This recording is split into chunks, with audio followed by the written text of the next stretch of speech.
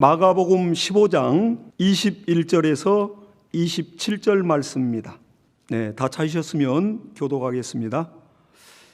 마침 알렉산더와 루포의 아비인 구레네 사람 시몬이 시골로 와서 지나가는데 저희가 그를 억지로 같이 가게 하여 예수의 십자가를 지우고 예수를 끌고 골고다라는 곳에 번역하면 해골의 곳에 이르러 모략을 탄 포도주를 주었으나 예수께서 받지 아니하시니라.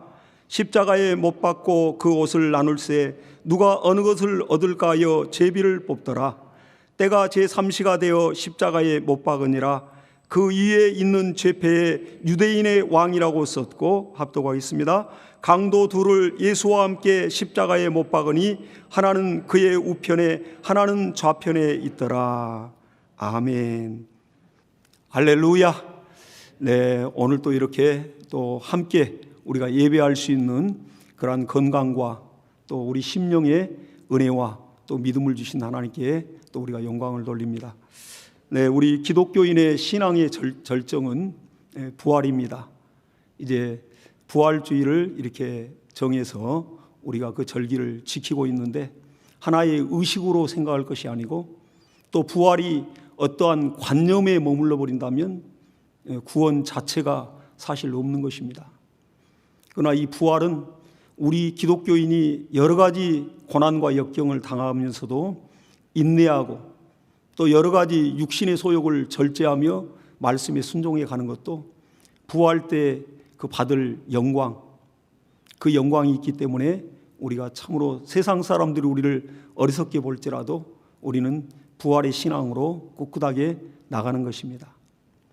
주 예수 그리스도 이 땅에 오셔서 말씀이 사람으로 육체로 오셔서 우리 위하여 죽고 죽은 지 3일 만에 다시 하나님이 살리셔서, 그리고 제자들에게 40일 동안 수차례 만나주시고 함께 음식도 드시고 그 기도회 그 모임에 참여하셔서 제자들을 격려해 주시고 그렇게 보여주시고 또 그 부활의 실상을 보여주셨습니다. 그러니까 예수께서도 그 불안에 떨던 제자들에게 문이 닫혔는데 벽을 통과하여 뼈와 살이 있는 몸이 들어오는 것입니다. 그리고 이제 제자들을 만나 주시면서 첫 번째 주님이 하신 그 행동은 이렇게 제자들 앞에 숨을 내쉬더라 그랬습니다. 제자들이 주님이 돌아가신 것, 십자가에 처형된 것 확실히 알고 또 무덤에 장사를 지냈고, 근데 그러한 주님이 살아나서 나타나셨으니 이거 유령을 보는가 영을 보는가 그렇게 생각했던 것입니다. 주님이 그 마음을 하시고 나는 영이 아니요 뼈와 살이 있는 몸이라 하시면서 숨을 내셨다 했습니다. 그리고 성령을 받으라 했습니다. 그리고 나서는 너에게 평안이 있을지어다. 제일 먼저 평안을 주님이 빌어주셨습니다. 이 시간도 우리가 세상 살다 보면 여러 가지 고난도 있고 또 역경도 있고 우리 뜻대로 안 되는 일도 있지만은 참으로 미래에 대한 그러한 불안감도 있습니다. 이러한 때 부활 때에 주님이 나타나셔서 주셨던 그 평안이 저와 여러분 심령에 충만히 임하시길 예수 이름으로 축복합니다. 우리가 그 부활이 없다면 우리같이 불쌍한 그리스도인같이 불쌍한 인생들이 어디 있겠습니까? 죽은 자 가운데 산다는 것을 너희가 어찌 믿지 못하느냐, 어찌 부활이 없다 하느냐 이렇게 말씀했습니다. 그리고 만약에 부활이 없다면 그리스도도 다시 살지 못했을 것이고 우리의 믿음도 헛것이고 또 우리같이 세상에서 불쌍한 자가 없으리라 이렇게 사도 바울이 고백을 했습니다. 우리 또한 이렇게 부활의 정말 첫 열매 되신 예수님을 우리도 경험하고 또 부활의 소망을 가지고 우리가 날마다 또 이겨 나가야 될 것입니다. 그러나 부활이란 것은 죽음이 없이는 부활을 맞이할 수 없습니다. 그리고 부활은 영광의 부활인데 고난 없는 영광은 없습니다. 그러듯이 우리가 이 부활주의를 또 준비하고 맞이해 가면서 우리가 예수 그리스도의 죽음과 그 고난에 대해서 또 우리와의 상관성에 대해서 좀 더 깊이 묵상하고 하나님께 감사하면서 세상의 오락을 좀 우리가 절제하고, 그리고 한 주간 이 고난 주간에 지금 사순절 고난 주간입니다. 이 고난 주간에 우리가 더 경건하게 또 하나님 말씀과 기도로 무장해서 다음 주 부활주의를 맞이하면 좋겠습니다. 근데 이제 저희도 그 영화를 옛날에 그 배너라는 영화를 봤는데, 뭐 세상 사람들이 안 믿는 자든 믿는 자든 아마 이 배너 영화는 다 봤을 거예요. 뭐 1959년도에 이렇게 이제 상영이 되어서 뭐 지금까지도 정말 이렇게 또 영화를 볼 수 있는 그러한 영화입니다. 근데 그 배너에 보면 그 주인공 유다 배너가 이제 모함을 당하여 억울하게 누명을 쓰고 그리고 이제 노예로 잡혀가는데, 거기에서 채찍에 맞고 막 쓰러지고 그렇게 탈진될 때 예수님이 그 배너에게 물을 주고 그리고 또 살리시는 것을 그 장면이 나옵니다. 근데 신기한 것은 이 배너라는 영화에 예수님이 출연할 때 보면 예수님의 얼굴이 정면으로 이렇게 나오지 않습니다. 보면 뒷모습 또 옆모습 그렇게 나오고요. 그런데 이제 그리고 나서 배너가 우여곡절 속에 이렇게 또 탈출하여 이제 가정으로 돌아왔는데, 그때 예수님이 십자가에 못 박히면서 그렇게 십자가를 지고 가다가 쓰러질 때 또 배너가 물을 이렇게 한 바가지를 떠가지고 예수님 목을 죽여줍니다. 물론 그 한 바가지도 다 못 마시고 로마의 군인이 발로 차서 그 물바가지를 다 엎어버리는 그러한 이제 장면들이 이렇게 나오는 것이거든요. 그런데 오늘 성경에 보니까 그러한 영화의 장면과 같이 예수님의 십자가를 대신 지는 그러한 사건이 기록이 되어 있습니다. 예수님이 십자가를 지고 이렇게 걸어가시는 그 길을 돌로로사라고 이렇게 명하고 있습니다. 물론 라틴어입니다. 그게 슬픔의 길, 고난의 길이라고 이렇게 명명이 되어 있는데, 그 길은 길이가 한 800m 정도 그렇게 됩니다. 이제 빌라도의 그 법정에서 재판을 받고 골고다 그 언덕까지 가는 그 과정의 길이거든요. 근데 그 가다가 이미 재판받고 나서 신문을 받을 때 너무너무 많은 매질과 채찍질을 당했기 때문에 거의 뭐 몸이 만신창이가 되어 있습니다. 막 살점은 떨어져 나가고 피는 흐르고 거기다 가시관은 씌우고, 그리고 이제 십자가를 지러 이제 처형장으로 가는 거거든요. 무슨 힘이 있겠어요? 그 십자가 수십 킬로인데 무게가, 지고 가다가 쓰러지고 지고 가다 쓰러지고 그렇게 다시 또 채찍에 맞고 또 억지로 지고, 근데 가다가 또 쓰러진다고요. 그 쓰러질 때에 로마의 군인은 또 채찍질을 가하는 것이죠. 근데 이제 도저히 더 이상 탈진돼서 이건 십자가를 지고 시간 안에 들어가기 어렵겠다 생각해서 이제 로마의 군인이 그 구경꾼들, 군중들을 쭉 둘러보니까 다른 사람보다 키가 이렇게 크고 정말 얼굴이 거무잡잡하게 생겼는데 아주 건장한 사람이 보여요. 그래가지고 그 사람을 강제로 너 이리 와, 이 십자가를 너 대신 지라고 그렇게 강제로 명령하면서 그 십자가를 지게 합니다. 그러니까 뭐 더 이상 거기서 버틸 수가 없는 거죠, 그 사람은. 그리고 또 그만한 권세가 로마의 군인들에게는 있었고요. 그래서 십자가를 지고 쓰러져 있고 정말 피 흘리고 있는 예수의 십자가를 대신 구레네 사람 시몬이라는 사람이 그 십자가를 지는 것입니다. 이 시몬이란 그 이름은 헬라어로 시몬이지만 히브리어로는 시므온입니다. 그러니까 유대인이란 얘기죠. 구레네에서 그 먼 지역에서 예루살렘까지 1300km가 되거든요. 직선거리로만 해도. 거기에서 정말 그 먼 거리를 순례자로서 그가 유월절을 지키기 위하여 율법하에 있기 때문에 그 신실한 신앙으로 그렇게 예루살렘 성으로 왔던 것입니다. 그러다가 그 예수 그리스도 십자가 그 행렬에 이제 들여다보다가 재수없이 걸린 거예요, 한마디로. 그때 시몬의 마음은 어떻겠습니까? 자기 처자식도 같이 있었고 물론 마태복음, 누가복음, 마가복음에 동일하게 이 사건이 기록되어 있습니다. 그런데 특별히 마가복음에는 알렉산더와 루포의 아비인 구레네 시몬이라고 정확히 그 아들의 이름까지 기록되어 있다고. 그러나 다른 복음서에는 구레네에서 온, 시골에서 올라온 시몬이라는 사람이 억지로 십자가를 지었다, 이렇게 동일하게 기록이 되어 있습니다. 그러니까 억지로 진 거예요. 강제로 진 겁니다. 그러니까 그 십자가를 이렇게 짊어질 때 그가 마음이 어떠했겠습니까? 군중들이 보는 앞에 정말 그렇게 인격 모독을 당하고 강제로 그 십자가를 정말 그 위협, 살기 등등한 로마 군인의 그 위협에 못 이겨질 때 굉장히 부끄럽고 또 가장으로서 아내와 자식들이 있는 앞에서 그 수치를 당할 때 굉장히 수치스럽지 않았겠습니까?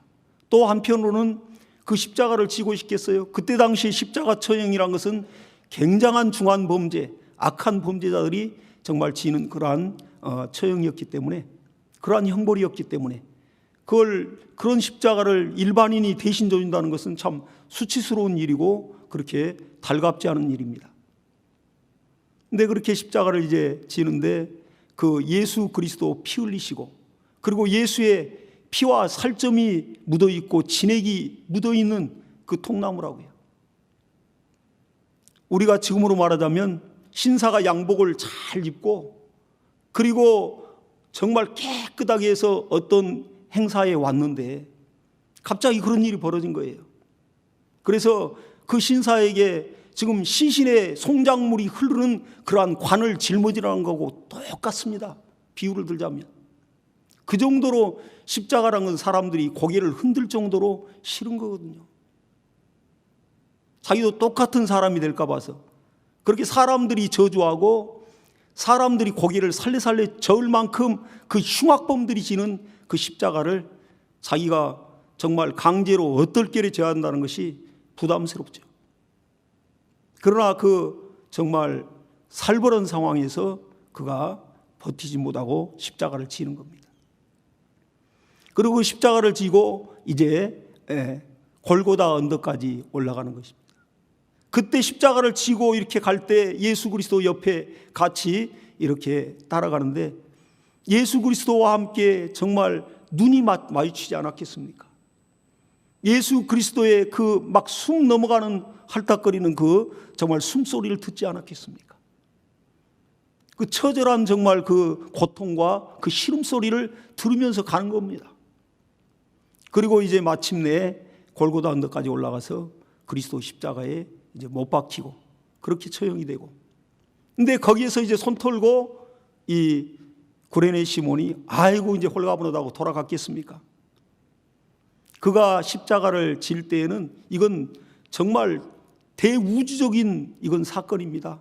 하나님 당신이 이 땅에 와서 우리 죄인들을 위해서 십자가를 지는 사건이기 때문에 정말 이거 하나님의 그 말씀을 성취하는 순간이기 때문에 하늘의 해도 빛을 잃고 성전의 휘장이 찢어지고 무덤이 문이 열리면서 죽은 자가 막 살아나는 그러한 능력과 이적들이 보이고 그리고 초자연적인 그러한 역사들이 그런 징조들이 막 표적들이 보였습니다. 그래서 백부장도 역시 그 광경을 보면서 저는 의인이었도다. 그리고 참 하나님의 아들이었다고 고백을 했습니다. 그때 이 구레네 시몬 역시 그 십자가 밑에서 바로 돌아오지 아니하고 그 광경을 다 보고 또 이 또한 얼마나 하나님이 그를 사용할 때에 성령 하나님이 또한 그를 감동시키지 않았겠어요? 예수님의 이 공생의 사역 3년을 보면 예수님과 연관된 모든 동물이나 식물이나 하다못해 물속의 물고기나 또 짐승이나 또 사람까지도 이렇게 헛되게 연결된 그러한 무의미하게 연결된 그러한 만물이 없습니다.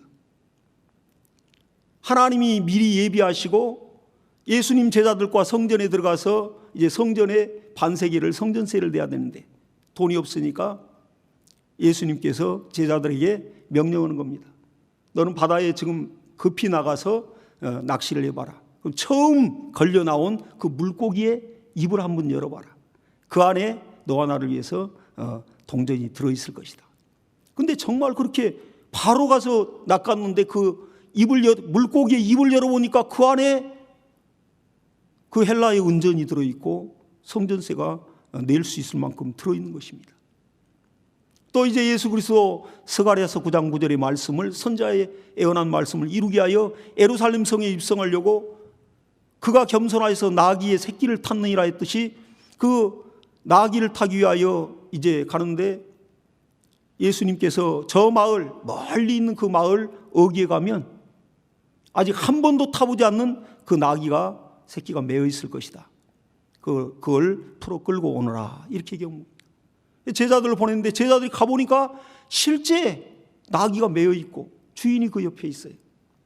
그리고 그 나귀 새끼를 이제 끌고 오려고 하니까 주인이 누구의 재산인데 함부로 이렇게 가져가려느냐 하니까 주께서 쓰시겠다라. 그러면 주시려 하더니 그대로 주님 말씀대로 그대로 기꺼이 내어준다고요.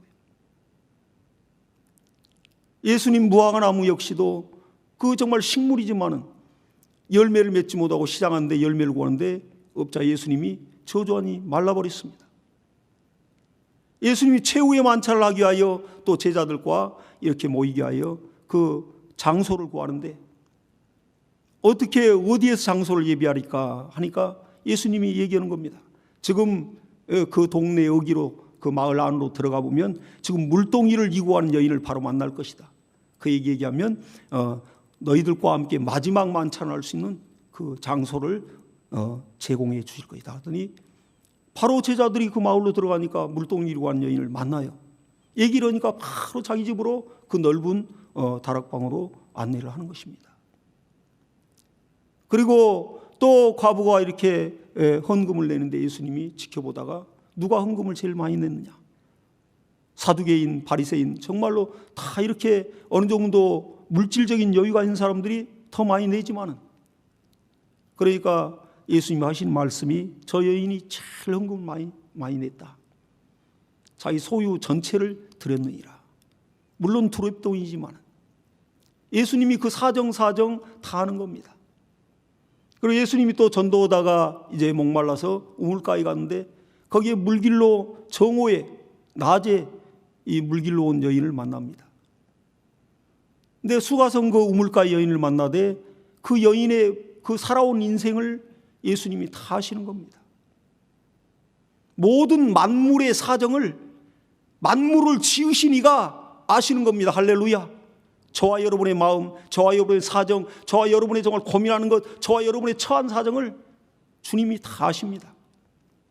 그러듯이 하물며 이러한 모든 동물이며 식물이며 정말 바닷속에 있는 물고기까지도 사람까지도 이렇게 아시고 또 적재적소에 하나님 말씀을 이루기 위해서 예비되었는데, 이미 선지자를 통하여 그렇게 애언되었던 이 십자가의 사건, 여기에 가다가 예수 그리스도 쓰러지고 대신 십자가를 질 수 있는 사람을 그냥 하나님이 이렇게 엿장수 마음대로 하듯이 너 한번 접어라, 너 한번 접어라 하겠습니까?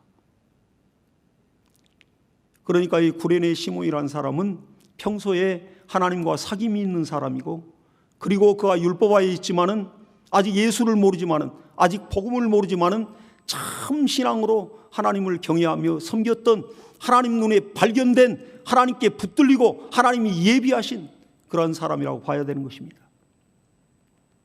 그렇게 구레네 시몬은 십자가를 졌습니다.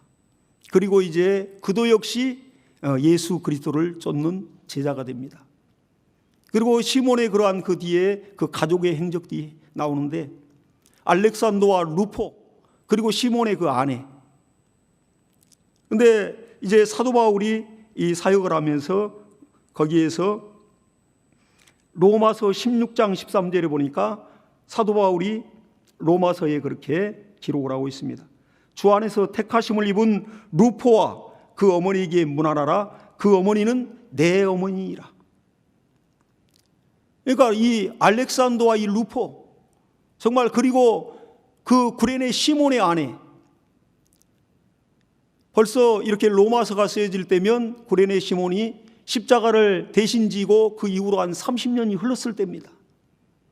근데 사도 바울이 로마서에 그 구레네 시몬의 가족의 이름을 기록하게 하면서 그 루포와 그리고 그 어머니에게 문안하라 하고, 그리고 그 어머니는 곧 내 어머니라.